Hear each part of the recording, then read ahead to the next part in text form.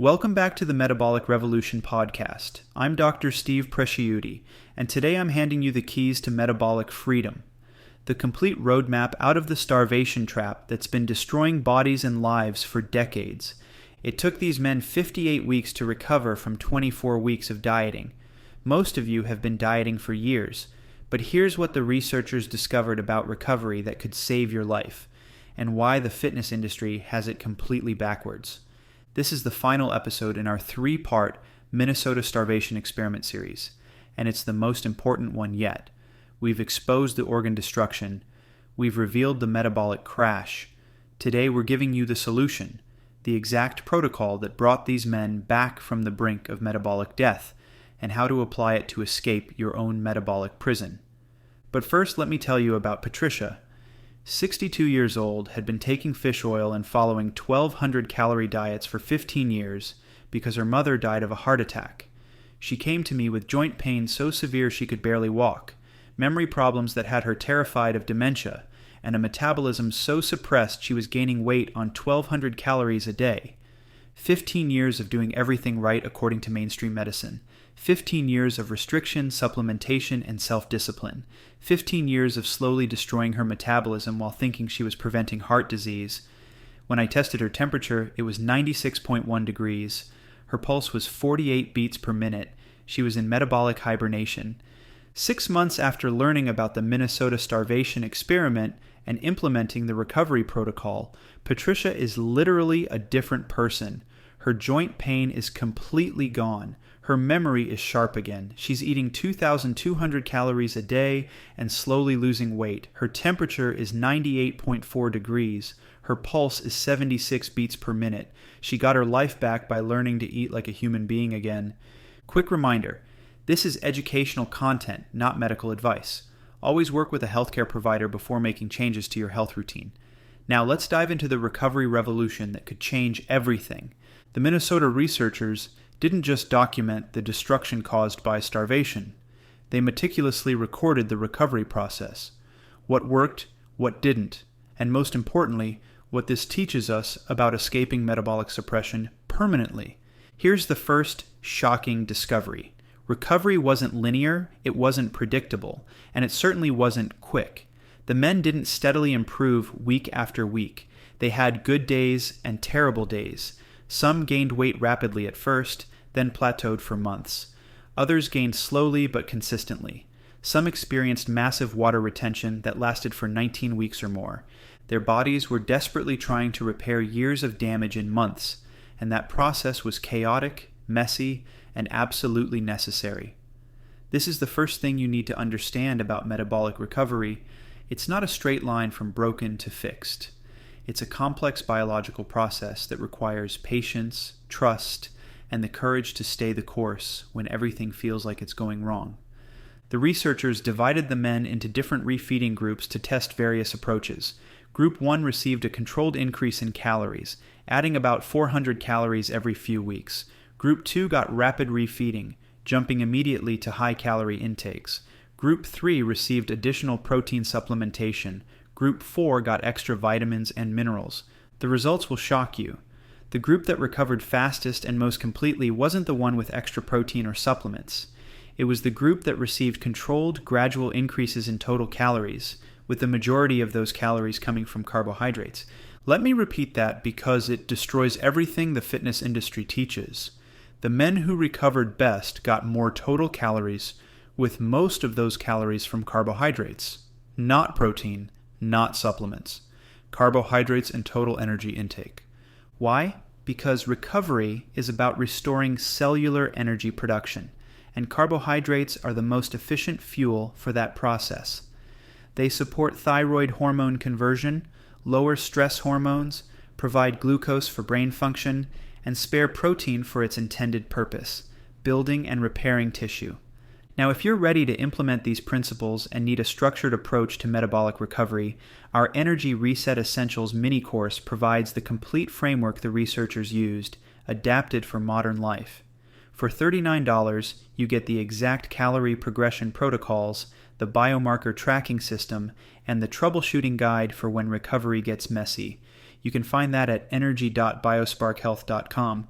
But let's dive deeper into what actually happened during recovery, because understanding this process could save you years of frustration and metabolic damage. The first thing that happened when these men started eating more food was edema, massive water retention. Some gained 10 to 15 pounds of water weight in the first few weeks. Their faces became puffy, their ankles swelled, their clothes stopped fitting. By every external measure, they looked worse before they looked better. This is the phase that breaks most people. They start eating more food, gain water weight, panic, and go back to restriction. But the edema wasn't failure, it was healing. Their bodies were desperately trying to restore fluid balance, repair damaged tissues, and rebuild depleted glycogen stores. The researchers noted that the edema was most severe in the men who had been most restricted. The more metabolic damage, the more dramatic the initial water retention. This makes perfect sense when you understand what's happening at the cellular level. When you're chronically undereating, your cells become dehydrated and your glycogen stores are depleted. Glycogen binds water, about 3 grams of water for every gram of glycogen. When you start eating adequate carbohydrates again, your body frantically refills these stores and the water comes with it. This isn't fat gain, it's not metabolic damage, it's recovery. But it requires the mental strength to trust the process when the scale is moving in the wrong direction and your clothes are getting tighter. I see this constantly in practice. Someone starts eating more food, gains 5 pounds of water in the first week, and immediately assumes they're doing something wrong.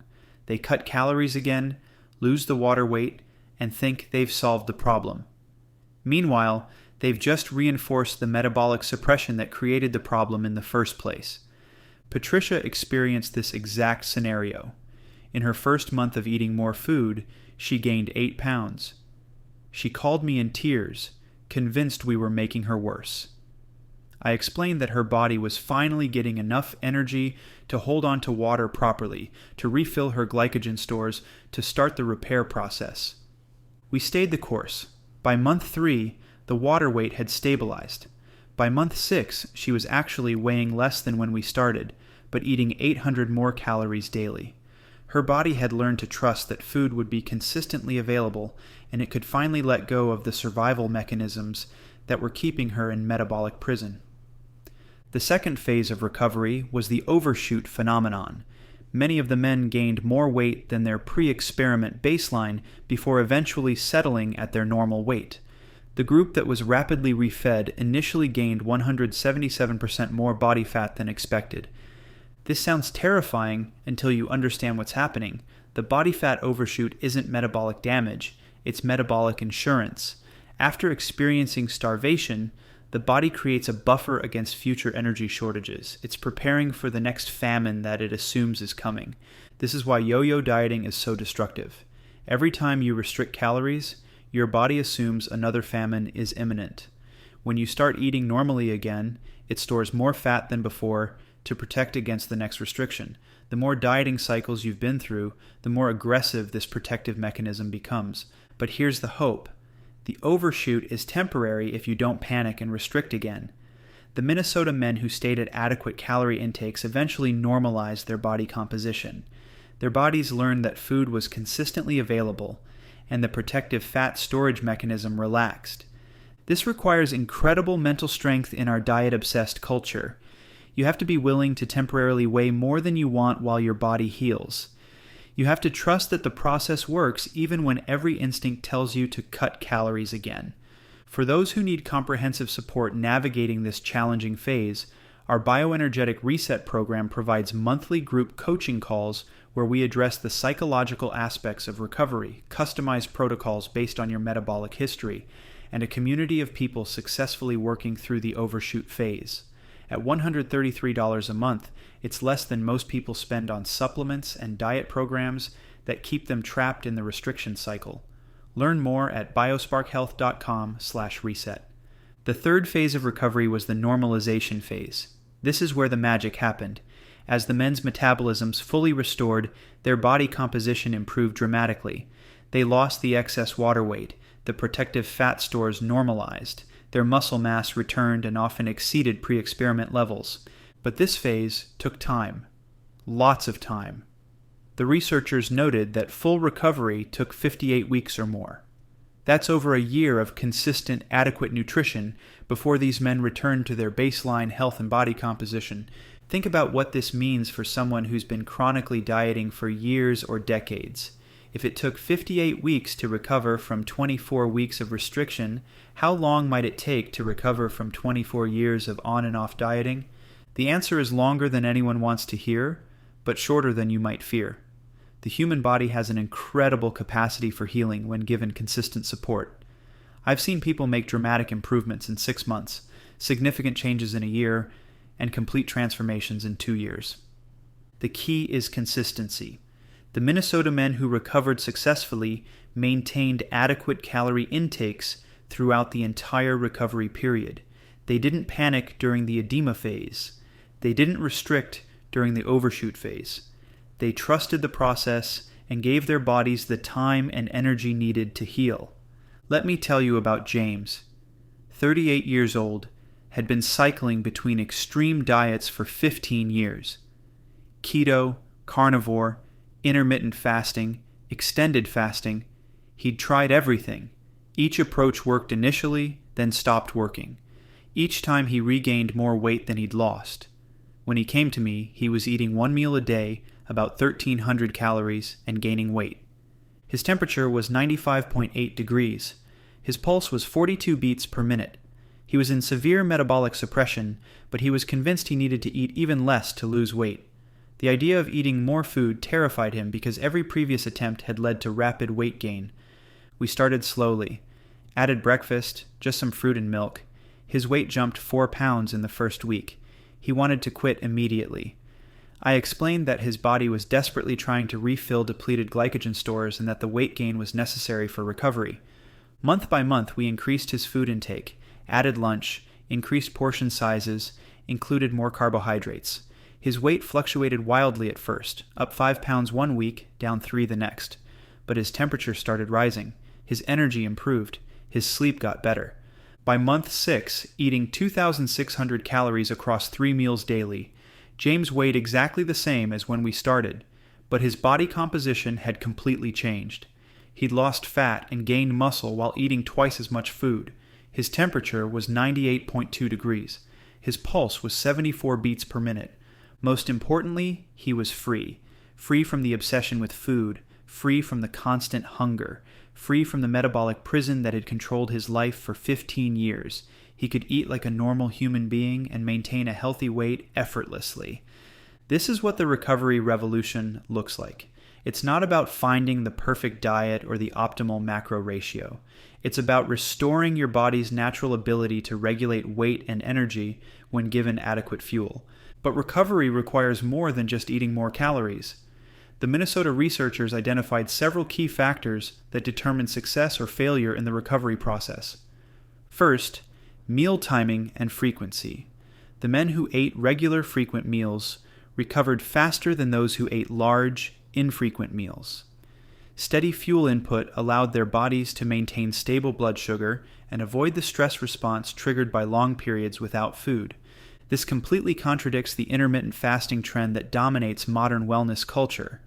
The Minnesota data shows that regular meals support metabolic recovery, while fasting periods promote metabolic suppression, yet millions of people are voluntarily recreating the eating patterns that destroyed these men's metabolisms. Second, carbohydrate intake. The men who received adequate carbohydrates recovered faster and more completely than those given extra protein or fat. Carbohydrates support thyroid function, lower stress hormones, and provide the glucose needed for optimal brain function. This flies in the face of low-carb dogma that portrays carbohydrates as the enemy of body composition. The Minnesota data proves that carbohydrates are essential for metabolic recovery and long-term weight regulation. Third, sleep quality. The men who maintained good sleep hygiene throughout recovery had better outcomes than those who slept poorly. Sleep is when your body repairs and rebuilds. Without adequate rest, even perfect nutrition can't fully restore metabolic function. Fourth, stress management. The men who remained calm and optimistic recovered faster than those who became anxious or depressed about their changing bodies. Chronic stress elevates cortisol, which interferes with thyroid function and promotes muscle breakdown.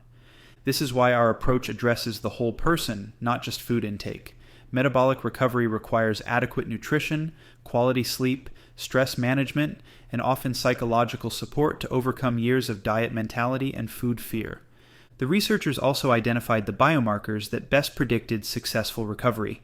Not weight, not body fat percentage, not blood tests, temperature and pulse rate. As the men's food intake increased and their metabolisms recovered, their temperatures rose and their pulse rates normalized. These simple measurements reflected the real-time status of their cellular energy production better than any sophisticated lab work. This is revolutionary because it gives you immediate feedback on whether your recovery protocol is working. You don't need expensive tests or complicated tracking. A $12 thermometer and your fingers on your wrist tell you everything you need to know about your metabolic health. Your morning temperature should be above 97.8 degrees. Your mid-morning temperature after breakfast should reach 98.2 to 98.6 degrees. Your afternoon temperature should peak around 98.6 to 99 degrees. Your resting pulse should be 75 to 85 beats per minute. If these numbers are low, your metabolism is suppressed, regardless of what your blood work says. If they're rising as you increase food intake, you're on the right track. If they're not responding, you need to adjust your approach. For those who've been trapped in severe metabolic suppression and need personalized guidance navigating the recovery process, our one-on-one coaching provides customized protocols based on your unique history and biomarker responses. We monitor your temperature and pulse trends, adjust your nutrition plan as needed, and provide the psychological support necessary to trust the process when recovery gets challenging. If you're ready for that level of support, you can apply at biosparkhealth.com. Now, let's talk about the most important lesson from the Minnesota recovery data. The men who recovered successfully didn't just return to their pre-experiment health. Many of them ended up healthier, stronger, and more resilient than before. This is the power of proper recovery. When you give your body adequate resources and time to heal, it doesn't just return to baseline. It often exceeds baseline. Your metabolism becomes more flexible. Your body composition improves. Your energy and vitality reach new heights. But this requires a fundamental mindset shift. You have to stop thinking about food as the enemy and start seeing it as medicine. You have to stop fearing weight gain and start trusting your body's wisdom. You have to stop chasing quick fixes and start investing in long-term health. The Minnesota Starvation Experiment proves that metabolic recovery is possible. These men went from severe metabolic suppression to full health and vitality. Their organs regenerated, their metabolisms restored, their body compositions normalized. The human body has an incredible capacity for healing when we stop interfering with its natural processes. Patricia's transformation is proof of this. 6 months ago, she was a metabolically suppressed woman convinced that eating more food would kill her. Today, she's thriving on 2,200 calories daily with perfect biomarkers and energy she hasn't felt in decades. Her body didn't just recover, it flourished. But recovery isn't just about the physical changes. It's about reclaiming your life from the obsession with food and weight. It's about having energy for the people and activities you love. It's about feeling human again instead of existing in survival mode. James described it perfectly. He said that for 15 years, food had been his enemy. Every meal was a battle. Every social event was stressful. Every day was consumed with thoughts about what to eat, when to eat, whether he deserved to eat. Recovery gave him his life back. Food became fuel again, not the enemy. He could focus on his career, his relationships, his passions instead of constantly managing his next meal. This is what the recovery revolution offers. Freedom from the metabolic prison that's been controlling your life. Freedom from the constant hunger, the obsessive thoughts about food, the guilt and shame around eating. Freedom to be human again. But freedom requires courage. The courage to eat more food when everything in our culture tells you to eat less. The courage to gain weight temporarily while your body heals. The courage to trust your body's wisdom over the diet industry's lies. The Minnesota Starvation Experiment happened 80 years ago, but its lessons about recovery are more relevant today than ever. In a world that profits from your metabolic confusion, understanding how to heal is revolutionary. Your metabolism isn't broken. It's adapted to protect you from the chronic restriction you've subjected it to. when you're ready to work with it instead of against it, when you're ready to provide the consistent fuel it needs to thrive, incredible transformations become possible. The recovery revolution starts with a single decision: the decision to stop fighting your body and start supporting it. The decision to prioritize long-term health over short-term weight loss. The decision to trust that your body knows how to heal when given adequate resources. It won't be easy. Recovery never is. There will be days when you want to quit, when the scale goes up, when you feel like you're moving backwards. But if you stay consistent, if you trust the process, if you give your body the time and energy it needs, you will recover. You will thrive. You will be free. The men in the Minnesota Starvation Experiment proved that recovery is possible. Patricia proved it. James proved it. Thousands of our clients have proved it. Now it's your turn. This concludes our 3-part series on the Minnesota Starvation Experiment. We've exposed the organ destruction caused by chronic undereating. We've revealed the metabolic suppression that the fitness industry calls normal. And today we've given you the roadmap to recovery. The choice is yours. You can continue living in metabolic prison, fighting your body, restricting your food, and wondering why you feel terrible. Or you can join the recovery revolution. You can start eating like a human being again. You can reclaim your metabolism, your health, and your life. Next week, we're diving into a completely different but equally important topic: the truth about oral health and how your teeth tell the story of your metabolism. Why cavities aren't about sugar consumption, but about mineral metabolism. Why root canals might be destroying your health in ways you never imagined. And why everything your dentist told you about fluoride is backwards. This is Dr. Steve Presciutti reminding you that recovery is possible. Your body wants to heal. It's been waiting patiently for you to provide the resources it needs. When you're ready to stop fighting and start supporting, when you're ready to trust instead of restrict, when you're ready to be human again, recovery is waiting for you. The Minnesota Starvation Experiment ended 80 years ago, but for millions of people, the starvation continues. It doesn't have to. The recovery revolution starts now, and it starts with you. Everything discussed today is educational information only. Work with a qualified healthcare provider before making significant changes to your nutrition routine. Though finding one who understands that eating more food is medicine might be the biggest challenge of all. Your body is not your enemy. Your hunger is not weakness. Your need for food is not a character flaw. You are a human being with human energy requirements, and meeting those requirements isn't indulgence. It's survival. Welcome to the recovery revolution. Your metabolism has been waiting for you.